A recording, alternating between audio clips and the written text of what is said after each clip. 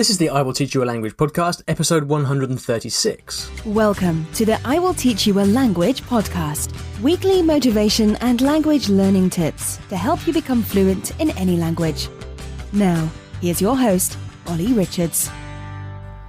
Hey everybody, welcome back to the show. Very excited to have you here. If you're new here, then you are listening to the I Will Teach You a Language podcast. And, whether you're learning English, Japanese, Swahili, or Klingon, whatever it may be, you're in the right place. You get 2 episodes every week, and they will help you become a better language learner. We've got a great community of people here, all from all around the world, all learning different languages. So I'm very happy that you are here with us as well. Don't forget to subscribe to the podcast so that you get these episodes delivered to you automatically.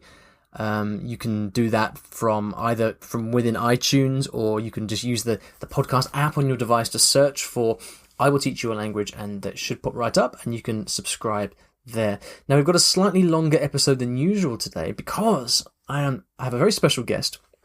We're going to be talking about advanced English grammar. So the tips are applicable to you whatever language you're learning, but we will be focusing specifically on English here. But before we get into that, I'd like to thank the fantastic sponsors of the show, who are iTalki, and whatever language you're learning, you can get language lessons from the comfort of your own home or from your car, from the office, wherever you like to do it. You can get language lessons over Skype, and you can get a free lesson by going to iwillteachyoualanguage.com/free lesson. So without any further ado, I'd like to introduce my guest for today, who is Shayna from Espresso English. And, Shayna has been producing fantastic English material and tips and advice for a long time now. So I'm really happy to have her here. We're going to be talking about why it is that people get stuck with English grammar and how we can solve it. It's a slightly longer episode than usual. So make yourself a cup of tea, sit back and relax, and I give you Shayna. Okay, so I'm super excited to have yet another fantastic guest here on the podcast today, and I'm very pleased to welcome Shayna from Espresso English. Shayna, welcome to the show. Thanks, Ollie. Glad to be here. Yeah, it's great to talk to you. You've got a fantastic blog, which I believe is at espressoenglish.com. Is that right? Yeah, it's .net actually, but I just bought the .com, so both roads will lead to the site. Fantastic. Yeah, Espresso English. And I've seen your stuff for a while, and it's really, really fantastic. And, here on this podcast, I get a lot of questions about, kind of more advanced level learning of all languages, including English. And so I thought we would take a bit of time today to discuss advanced grammar in all its glory. So hopefully between us we can kind of illuminate this topic a little bit. But before we do you want to just take a second and tell people a little bit about you and your background and what you do? Yeah, sure. So I'm originally from the United States, and I lived for many years in Brazil, where my husband is from. And while I was there, I learned Portuguese, and I also started teaching English. And I was teaching in group classes, classrooms, as well as private lessons. And eventually, just due to lack of time, I decided to take my teaching online. And so that's why I created Espresso English. And nowadays, instead of teaching 8 or 10 people in a classroom, I teach 500,000 people per month through the website. That's so cool. Yeah, I mean, congratulations on all that success. It's so great, isn't it, that we're able to kind of use the internet to reach so many people. It's such a privilege. And so let's continue in that vein and see if we can get to the bottom of this grammar question. So a few episodes ago on the podcast, there was one question about advanced English grammar, and I kind of tend to, when it gets to advanced levels in a language, I almost run out of things to say sometimes, because I kind of get the feeling that in a way it's super complex, but in a way it's super easy as well, or super simple, because you just kind of got to start to make the language a part of your life and try to learn that way. But I'm kind of very conscious that there are lots of other great opinions and thoughts out there like yours. So let's just start by taking a step back and thinking about just grammar in general. As a teacher, when your students ask you if grammar is important in English or not, what's your reply to them? Well, that's actually a great question. I think that the most important thing in a language is communication. And grammar provides the structure for that communication, because if your grammar is totally crazy and totally incorrect, then you can't communicate, right? Not even a basic sentence. However, you can communicate even if your grammar isn't perfect, right? In fact, as native English speakers, oftentimes when speaking especially, our grammar is not completely perfect. So basically, I tell students that grammar is important, and I do teach it. I try to teach it with an emphasis on using it, not just knowing the rules, quote unquote, but that they should not let fear of grammar, of not having perfect grammar, stop them from speaking, because they can still communicate even if there are some slight grammatical issues. Yeah, it's one of those funny things, isn't it? Because I think you just said it very well, that you can communicate without grammar. You can just say, I go shop tomorrow, you come, yes, sort of thing, and you get the point across. There's no grammar there, but you get the point across. And I think the reason that, but sometimes people interpret that as saying that grammar's not important, that you don't need to learn it. But I think that the thing is about grammar, it's one of the most tangible things about language, right? It's one of the most teachable things. As a teacher, grammar is one of those things that, when you think to yourself, okay, what am I going to teach this class today? Grammar is one of those things that is kind of easy or convenient or standard, I'm not sure what the right word is, to actually teach. And people kind of people have this sense that unless they speak with perfect grammar, they're not speaking the language well. And so it's important to give this advice to people so that they don't get hung up on the problem of grammar, right? Exactly. Yeah. I think some schools and teachers, unfortunately, overemphasize grammar. So they put a little too much emphasis on the really complex, picky little details of the rules. And so that's why I always teach it in the context of using it. Even if I'm doing something really complex, I always say, okay, and this is how we would actually use it in day-to-day life. And why don't we do some role plays, or why don't we practice making some sentences? Anything to kind of bring it into the real world. I really think is the best way, because as adults learning a language, we actually have the advantage of being able to learn grammar, because children, when they learn, they learn it kind of naturally from picking it up and just hearing it spoken. Adults, we actually have more of an advantage because we can think about the logical structure of a language, and we can understand stuff like the third conditional hypothetical tense.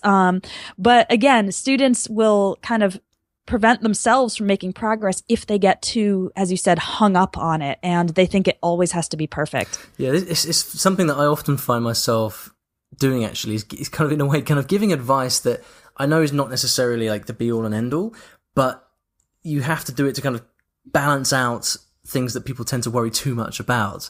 Like the whole thing of speaking, like so often when people start learning a language, they postpone actually speaking because they feel, I'm not ready yet. Right. Mm-hmm. And so I would often say to people, look, you start speaking as soon as possible, which is not the same thing as saying that speaking is the most important thing. But it's just that if I don't say that, the risk is that you'll go for years without actually speaking.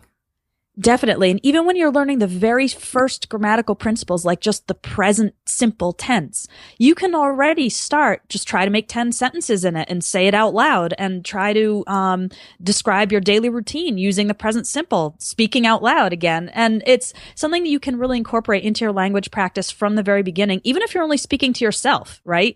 Just to build that confidence and get your mouth used to just pronouncing the sounds and saying the grammatical structures out loud. Yeah. So let's talk about grammar at different levels then, because obviously at the very early stages, you need to learn basic grammar for communication. You need to learn the basic tenses and the basic verb forms that you need to accurately use those tenses. What's your experience of the necessity to learn grammar at different levels when you become more advanced in the language? Yeah, great question. So in the beginning stages, oftentimes as teachers, I've got to get the students to really focus on just the basics, and that's usually present simple future. Most languages, not all, because languages treat time differently, but most languages have some version of present simple and future. And if you can get those down, you can kind of get the rough sense of being able to talk about almost anything, right? Even if it's not present perfect continuous or something like that. In the intermediate level, you start to flesh out your knowledge a little more with some of those more sophisticated tenses like present perfect or continuous tenses, or to get away from verb tense a little bit,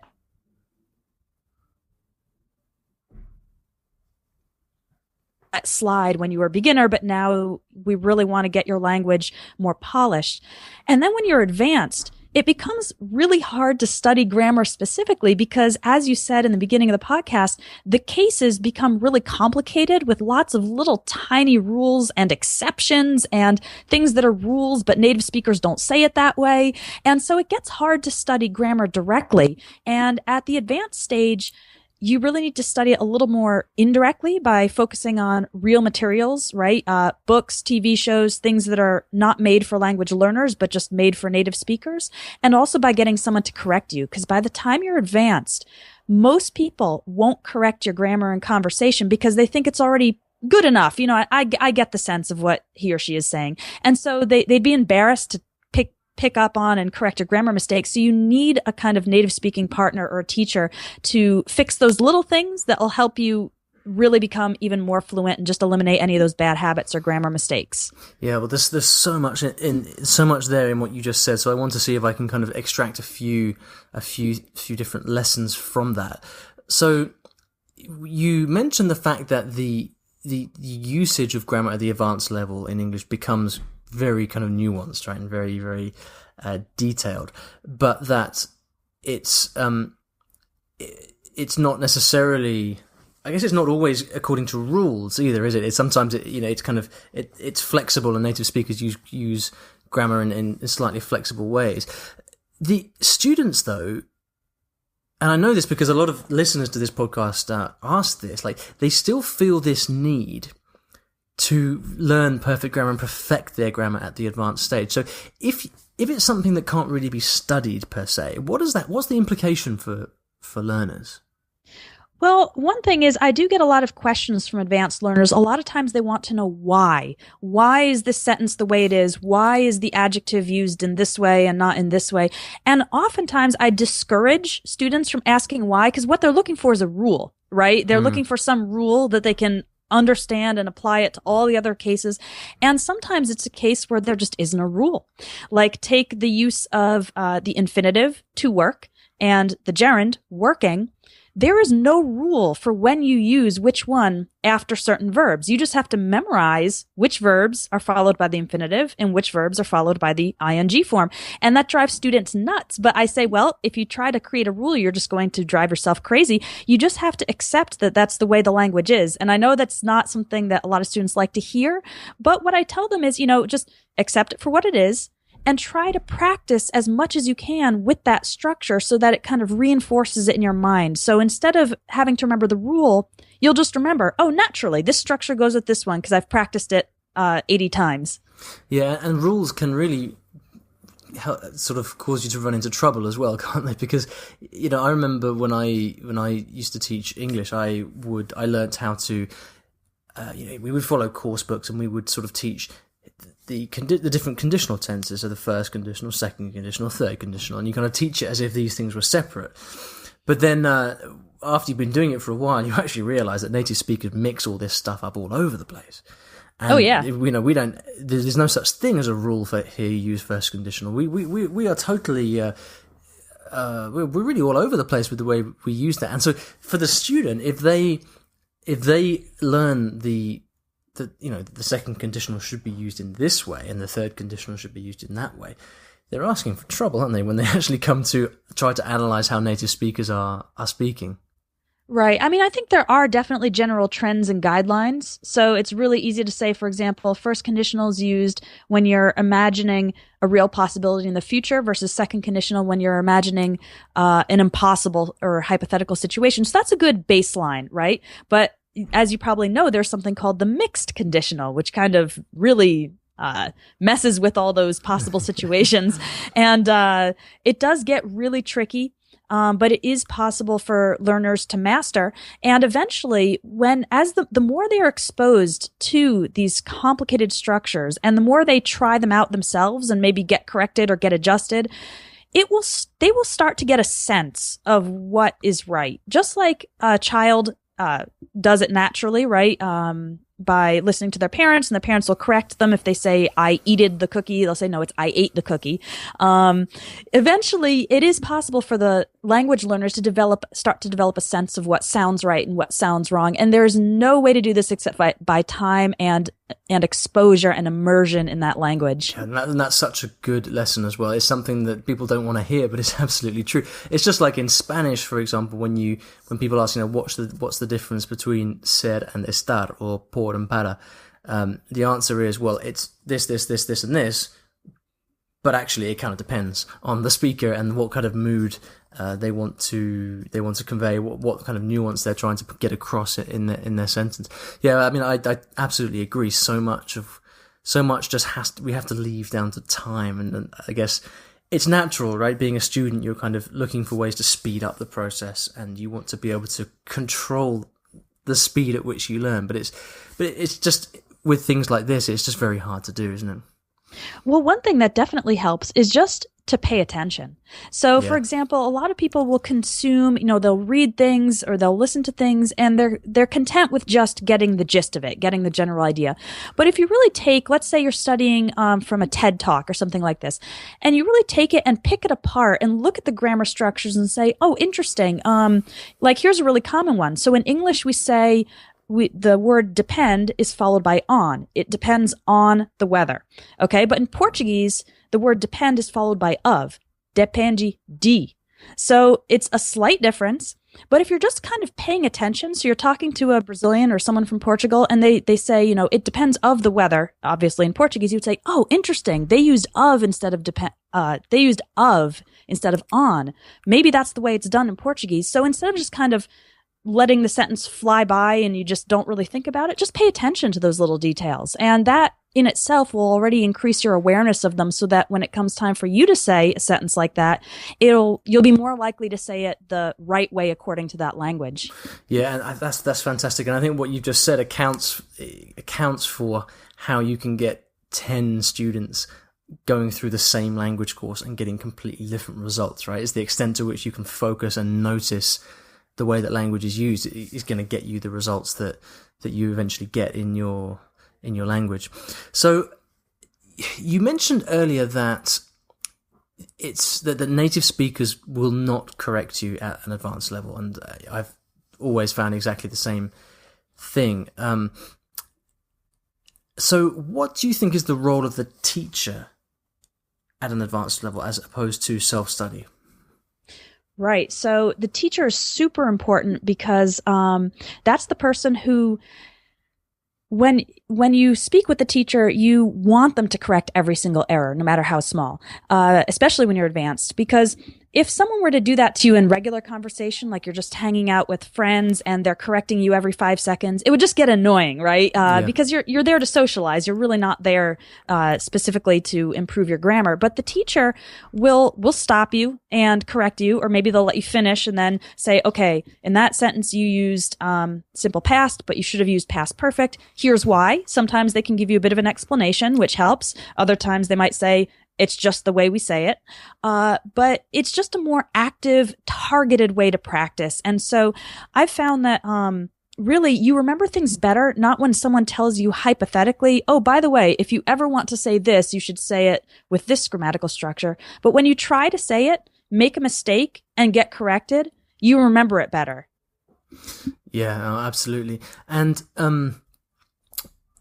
I guess it's about feedback, isn't it? It's about having a way to get feedback, and whether that feedback is kind of direct or it just causes you to think. It's very difficult to know how to improve unless you're getting feedback from somebody who's able to help highlight that stuff to you. Yeah. And there's a couple different ways to do it. You can do it through like a conversation exchange, just getting any native speaker who's not necessarily a teacher. They can correct you. They might not be able to give the explanation, right? Because they don't know the grammatical rules of their own language. They just know how it's supposed to be said. And you can work with a teacher, of course, who might be a little bit better able to explain why, if you really need that, extra bit of information. What I do, since most of my courses are self-study, what I have the student do is actually write something and send it to me, and I correct it. So it's almost like they're getting a teacher by correspondence course. Yeah, fantastic. And I guess then all they have to do is actually take the time to properly go through the corrections and make sure they've understood it and absorbed it, right? Yep. So you've touched on a couple of these things already, but I know you've mentioned that most of the work you do now is is online, and so I'm not sure how much direct contact you have with students. But obviously you've taught in the past, and so when you think back to your most successful students, that you're all teachers have got like an ideal student, someone that just seems to do everything right. When you think back to those really, really good students, can you think of anything that they used to do, a particular behavior that they would exhibit, something that you can point to that says, okay, that person studies in this way and that's why they're so successful? Oh, yeah, definitely. I got a great example of this because I worked with a student who he did not have that natural language learning ability that some people, can just pick up languages. He had learning issues. He had learning difficulties. And in fact, he had a lisp in his native language of Portuguese. So English was even worse for pronunciation. And he was facing, he was coming from a place of like negative talent. So you would look at this guy and think, oh, great, he's probably not going to go anywhere.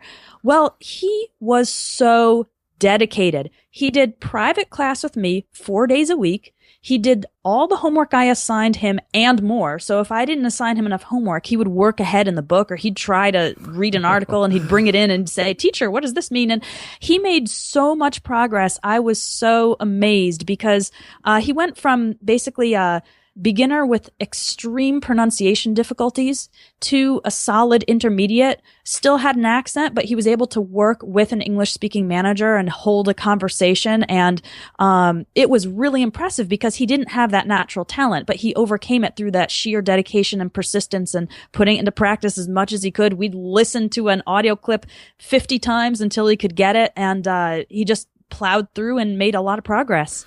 So it's a level of dedication, isn't it? And I think it's always a bit of a danger in this, because we often talk about kind of shortcuts to learning and stuff like that. And there are things you can do to speed up the learning process, but at the end of the day, you've got to do the work, right? I mean, you have to sit down and really say, I'm thinking in my case, for example, I've often found that I've told myself, well, I'm learning a language at the moment, but I'm actually not. I'm really not doing very much.